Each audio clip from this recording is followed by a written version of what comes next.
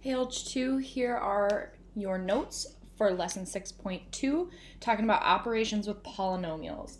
Now, 6.2 notes are a review from Algebra 1, so I'm not going to hit them very hard, but the first thing I want to do before we start this one is let's talk about a few key terms. The first one is monomial, M-O-N-O-M-I-A-L.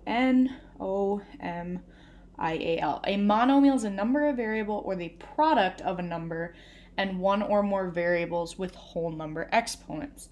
So, fancy way of saying something that looks like this: 2x y squared.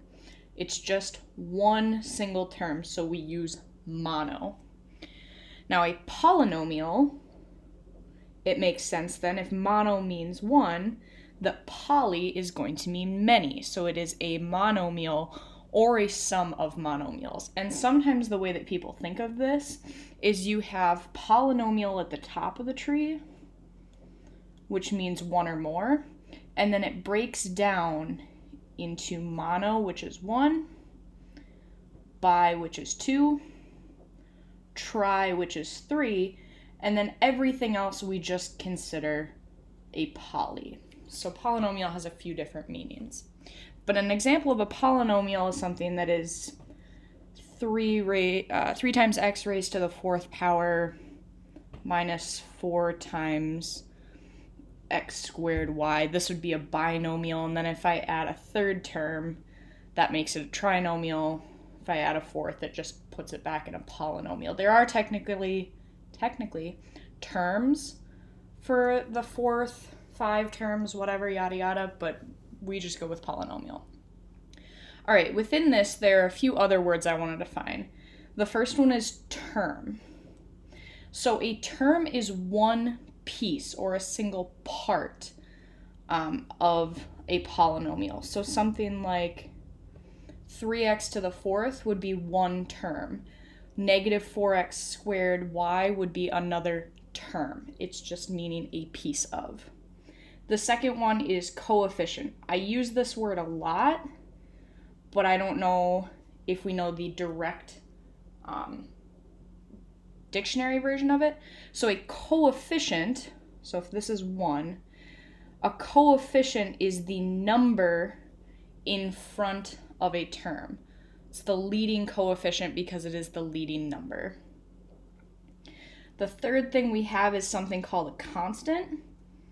And because a constant is a number, it's always the number that does not have any variables attached.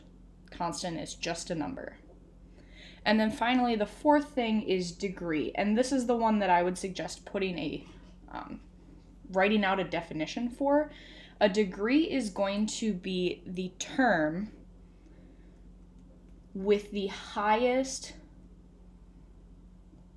exponent value. So I'm going to write down, and I'm going to do it in pencil so I can erase it later.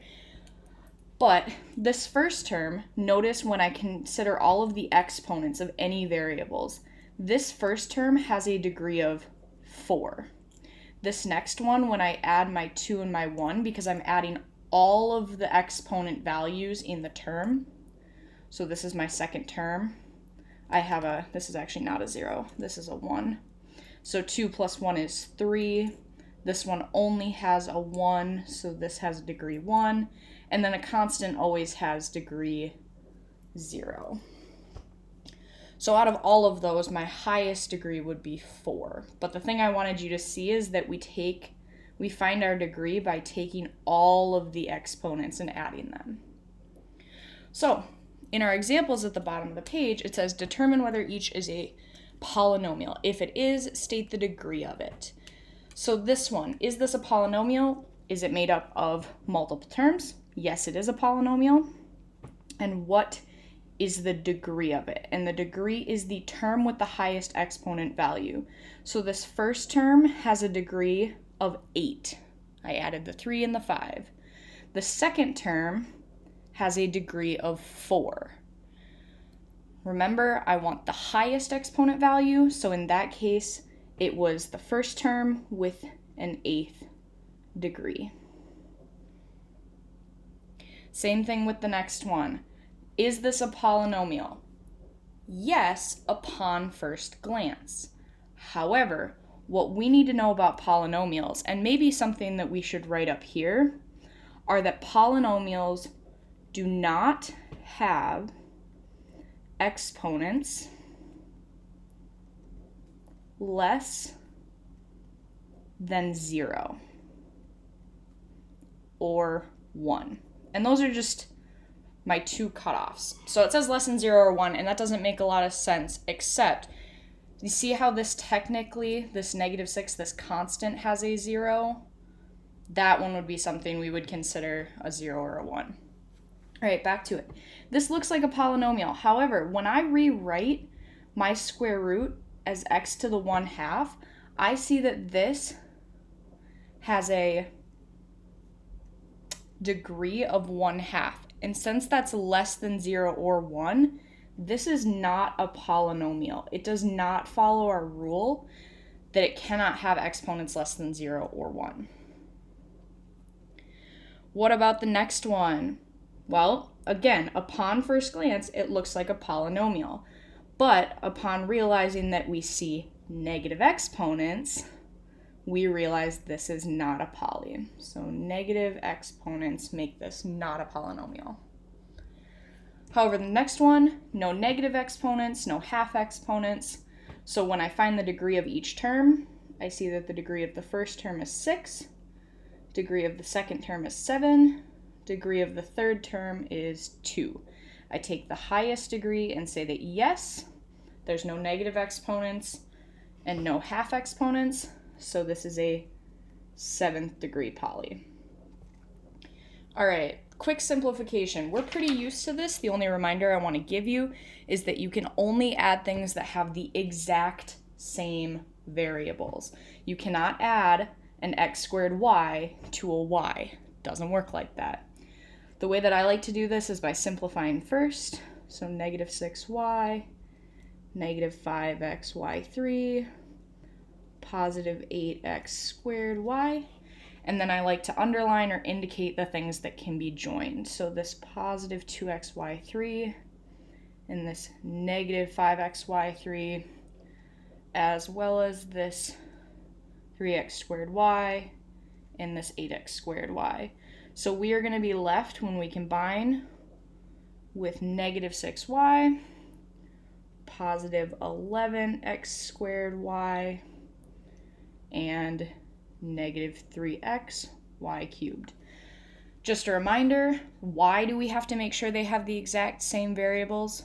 Because all we're doing to simplify is adding their coefficients. We only care about the numbers out in front once we know that they're the exact same terms. All right, that was adding. Let's do a quick multiplication. So we're starting out, we've got 3 terms inside, we've got 1 on the outside. Just like we would with any other problem, we have to distribute here. When we do that, we did this a little bit in the last video, so we're just going to multiply coefficients. And then when we multiply two things with the same base, we're going to add their exponents.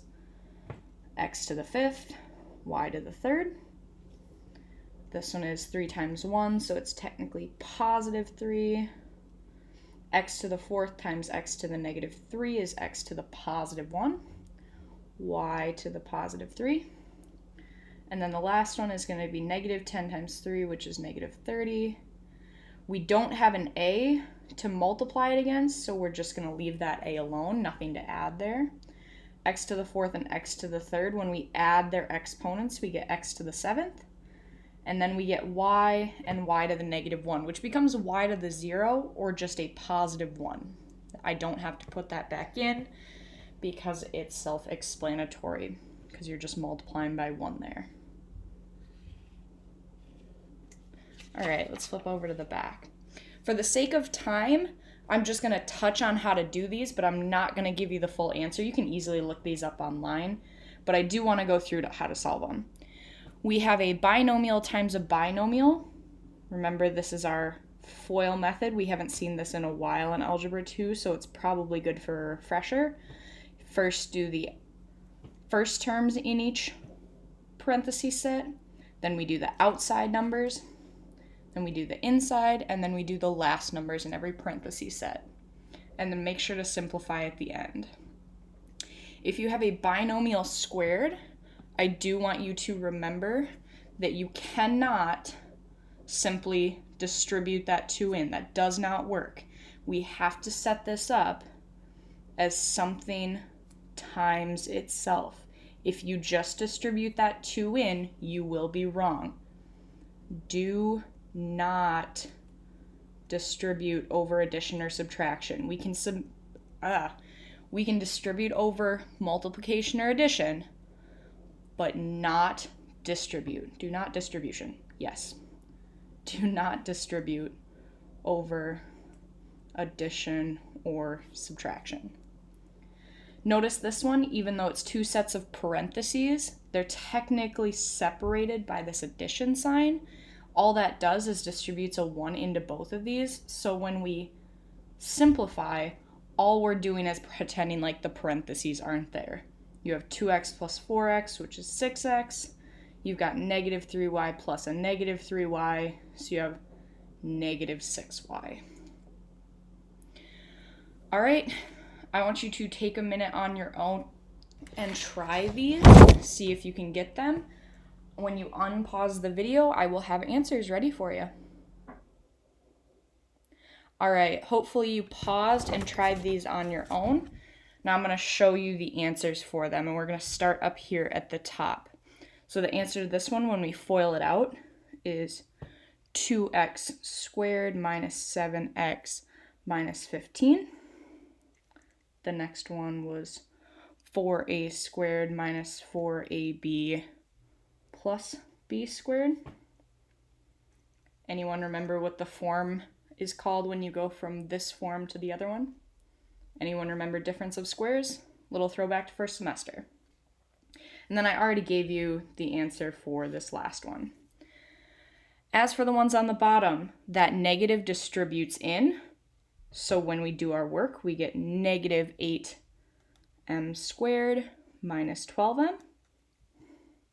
This one we have to distribute first and then add. I'm not going to show you all the steps, but the final answer is negative 2a plus 27c. This one is a simple distribution to the first term and to the second term, where we get 35a cubed b plus 30c squared. This is a sum of squares, which does not automatically go to the same form it did up here. So make sure that you write this out fully before you try to solve it.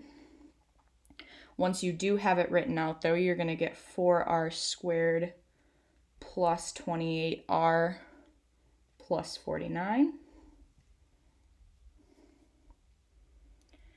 And one more here. We can do this 2 ways. We can either FOIL, or we can distribute and then FOIL, or we can distribute it back in at the end. However you want to do it, as long as you're getting the right answer. 4a squared minus 10a minus 84. And the last one is a FOIL with one extra step. You're still going to go to the first and second, but this time you're also going to go to the third with each of these terms. And you're just multiplying the same way you would if you would FOIL. The only difference here is this answer comes out a little longer, to 2n to the fourth plus 10n to the third minus 5n squared minus 15n plus 3. And those are your answers. If you would like to see any of those worked out in more detail, shoot me a quick message. I would be happy to show more steps for those if needed. Good luck on your homework. Let me know if you have any questions.